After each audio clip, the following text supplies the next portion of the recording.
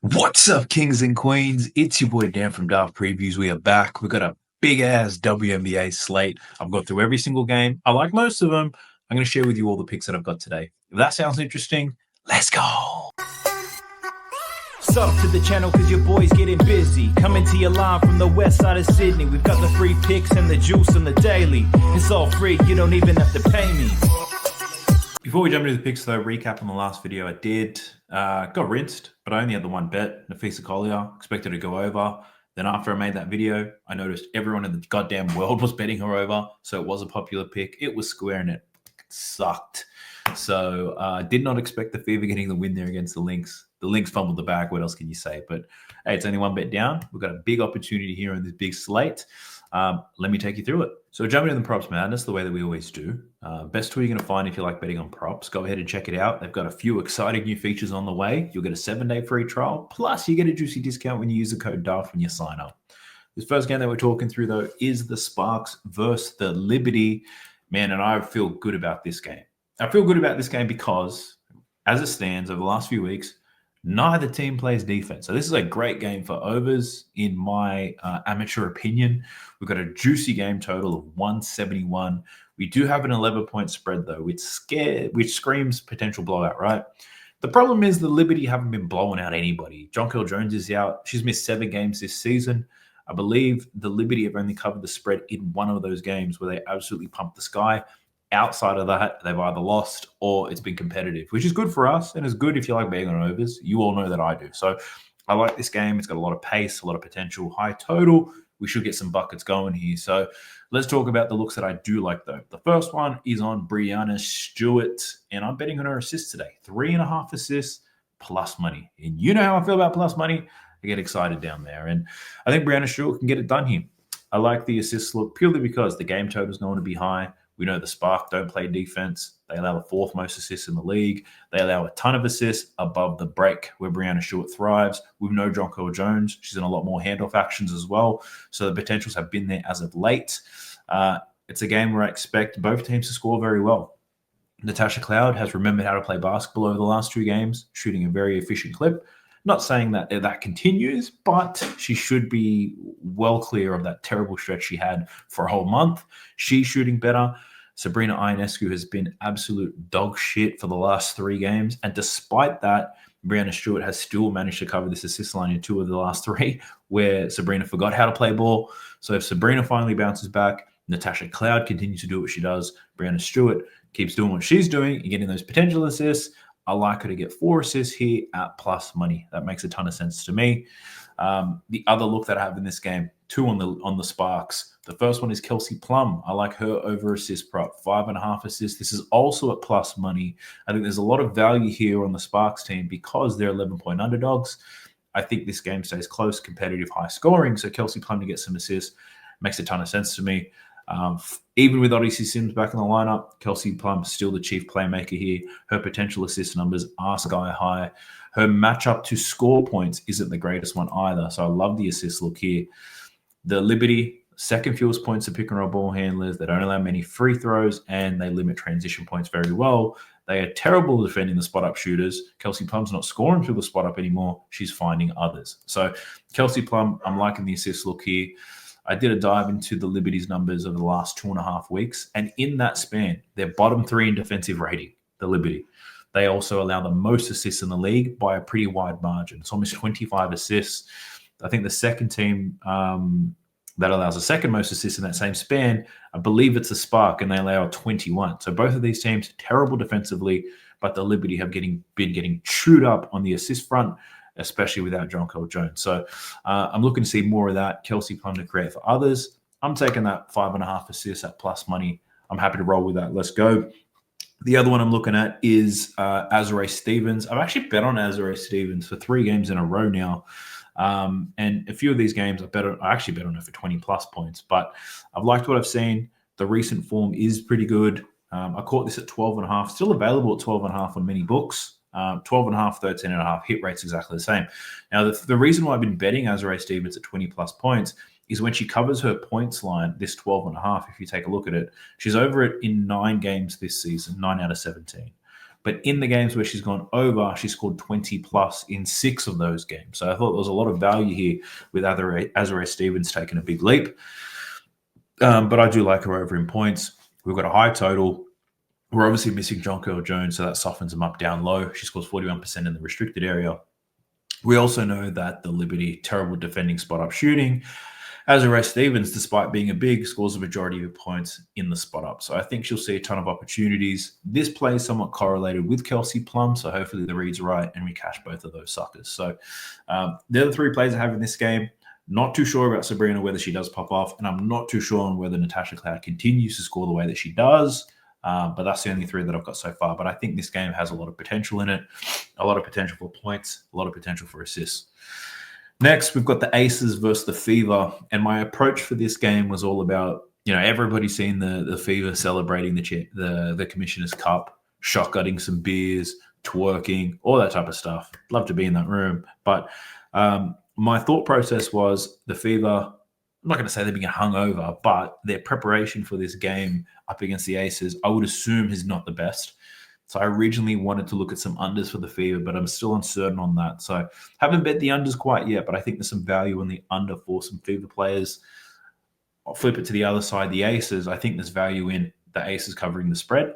I don't typically do spread betting, but I think that's the game script in my mind. Although the Aces have been somewhat disappointing for large parts of this season, I think they take advantage of the Fever here in a letdown spot, which means some overs on the side of the Aces, the way that I'm leaning. The one that I landed on was on Jackie Young. I like her to get over 3.5 assists today.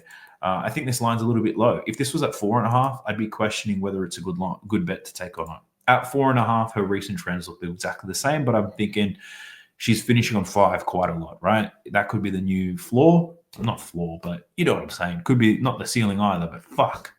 I was going to say English was my second language, but in reality, it's not. I'm just a bit stupid sometimes. Anyway, at 4.5, I would have questioned whether I should take the over or not. At 3.5, I thought, this has got to be automatic here. Jackie Young, her potential assist volume, especially during this stretch here in the last 2.5 weeks where her assist numbers have gone up, it's not just because the Aces are scoring better. She's actually seeing more potential assists too. So Jackie Young is the playmaker. I like this target. The Fever, not expected to be at their best today. She's playing with Asia Wilson. You can get some very easy assists playing with Asia Wilson. There's also some value here. Chelsea Gray should bounce back after a terrible shooting night. That will only help Jackie Young assists. Very similar to Jewel Lloyd. Bounce back spot for both of them. And I think that all ties into Jackie Young. They've also got some young players playing off the bench who their role in this team is purely spot up. So the Aces surrounding Jackie Young, Asia Wilson with shooters.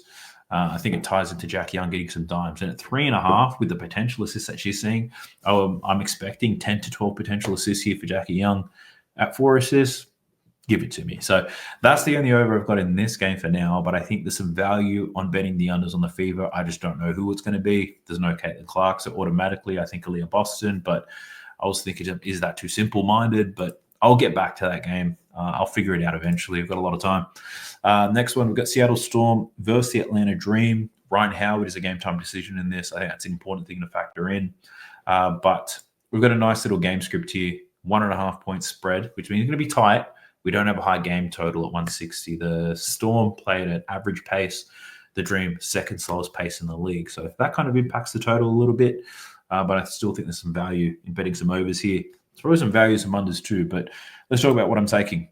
Taking a risk here on Jordan Canada. I like her over 5.5 assists, and that's what I've taken.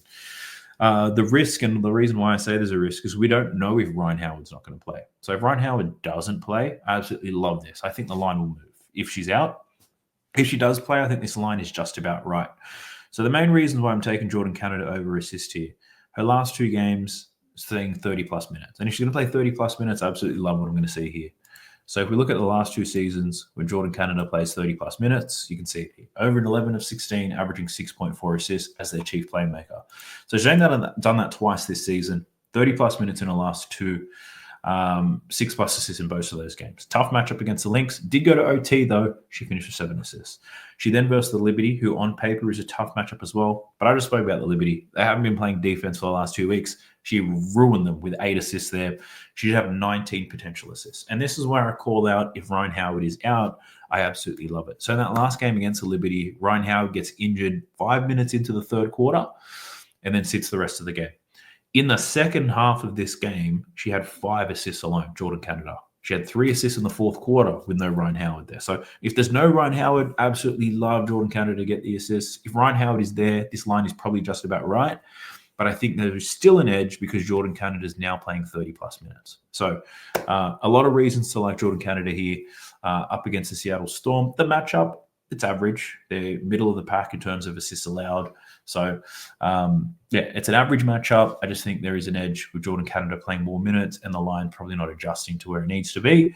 And then if you factor in Ryan Howard could be out, this line could skyrocket if she's confirmed out. So that's one. The next one I'm talking about is Skylar Diggins. Now, this pick is square as hell, but it's been square all season and it's paid all season, and I'm taking it anyway. Skylar Diggins over 17.5 points, over in 13 out of 17, averaging 19 points per game. Nneka, Gabby Williams, they kind of take turns being shit at basketball, whereas Skylar, relatively consistent. She knows what she's doing, highest usage rate, but she's also got a great matchup here against the Atlanta Dream. So if we're talking about this matchup, the Dream do very well to limit spot-up shooting, right?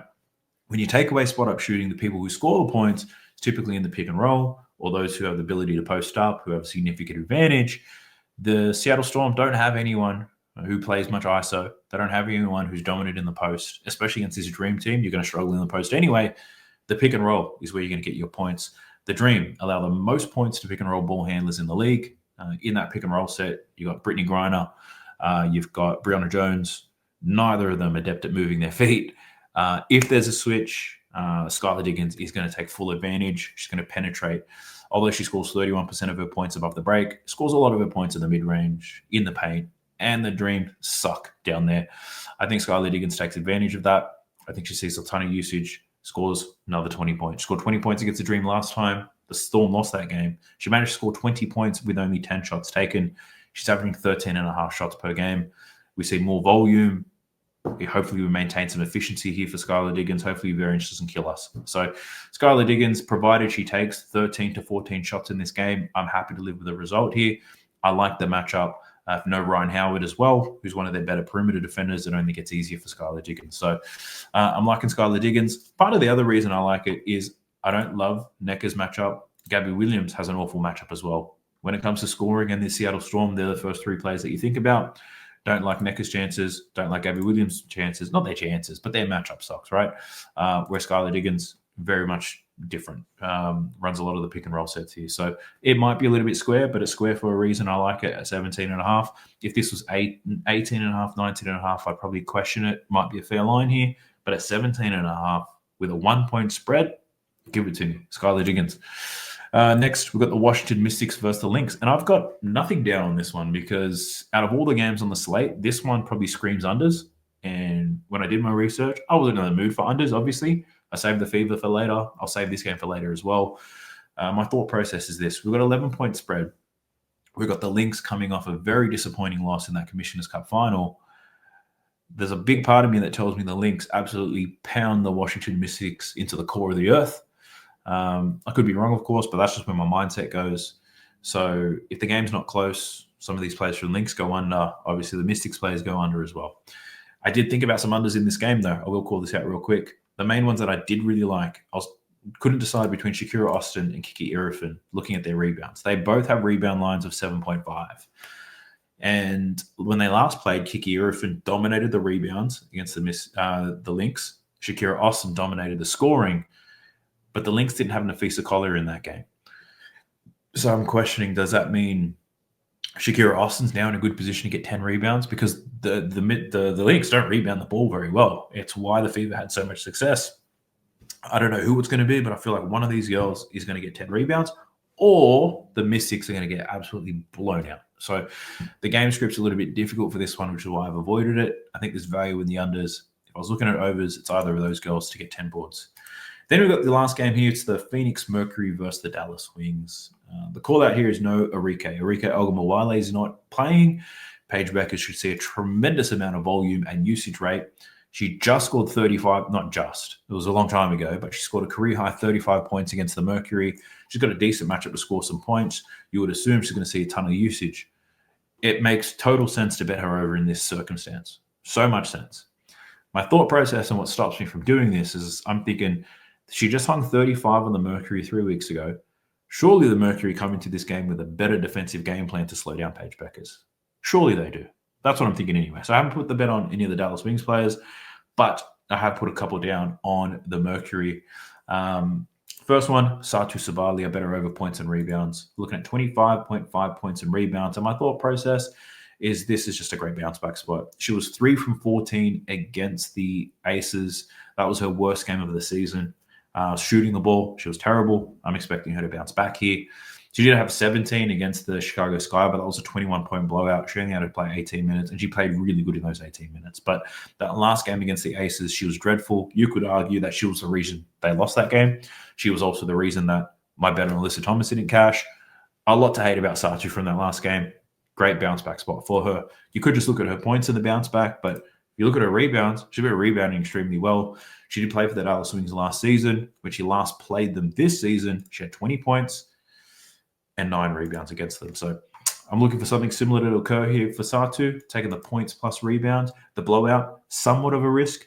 Satu tends to find herself in foul trouble anyway, so she never sees her full minutes projections anyway. So that's one that I'm taking. The other one is Alyssa Thomas. This kind of correlates with that, taking her over 9.5 assists. And the biggest risk to this is the blowout. I think the offense for the Mercury performs well enough for Alyssa Thomas to get these assists. Cleo Copper's getting better.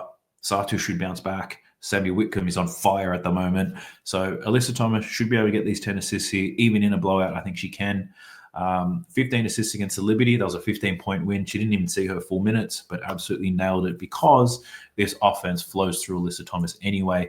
The Dallas Wings don't allow points to pick and roll ball handlers, which is like one of my favorite combos. If you can get a guard who has a terrible scoring matchup, well, not even a guard, just a player who has a terrible scoring matchup, but a great assist matchup, and it fits well with their play type, like Alyssa Thomas. I wouldn't say she's a pass first. She does look to score and a lot, but this is a tough matchup to score points. She only had 11 points against the Dallas Wings last time. They allow the fewest points to pick and roll ball handlers, but they allow the most assists to in the league. So I think there's a good matchup for Alyssa Thomas to rack up those assists. The Dallas Wings don't defend spot-up shooters very well either. So all correlating here, my thought process on this game. But yeah, I'm liking Alyssa Thomas to get 10 dimes here. And then the last one, I'm just riding the hot hand here. I've bet on Sammy Whitcomb the last few times, and she's been on fire. Her last 5 games hitting 3-pointers, astonishing. So take a look. 4, 4, 5, 5, and 4 3-pointers made. Her line is at 2.5. It is at plus money. Yeah, it is a hit rate play, but it's also a great matchup. Also, if there is a blowout, Sammy Whitcomb's not necessarily impacted because she doesn't always close games anyway. So Sammy Whitcomb, 2.5 3-pointers at plus money. I'm taking the bait here. I don't mind. She's cashed for us a couple of times. Hopefully she can do it once again. She's had some tough matches over the last 5 games. I call out the Aces here. If we look specifically at 3-point attempts allowed, the Aces allow the second fewest 3-point attempts allowed. Regardless, Sammy Whitcomb still hit 4 3-pointers in both games against them. She's somebody who relies on the 3-point shot. 71% of her points come from the 3-point land. Now, just because here, we take a look, the Dallas Wings allow the 5th fewest points above the break, where Sammy Whitcomb scores 59% of her points. The reason why I'm not too worried about that is because the Dallas Wings don't allow points to pick and roll ball handlers who typically score above the break anyway. So they don't allow those types of players to score above the break, but spot-up shooters, they get absolutely cooked by them. So I like what we're going to see here. I think Sammy Whitcomb still takes the shots. The question is, does she make them? Does variance come and kick us in the teeth? For Sammy Whitcomb, provided she takes 7 3-pointers here, I'm happy to live and die with the outcome. So that's going to determine whether this is a good bet or not. Sammy Whitcomb and whether she makes or takes these 3-pointers. So that's the last play I've got for you. I didn't count how many there were, but there was quite a lot. So if you did appreciate this, like the video, subscribe to the channel, all that good stuff. Let me know what your thoughts are in the comment section down below. But I wish you guys the absolute best of luck. I'll catch you guys in the next video. Peace. Sub to the channel cause your boy's getting busy. Coming to you live from the west side of Sydney. We've got the free picks and the juice on the daily. It's all free, you don't even have to pay me.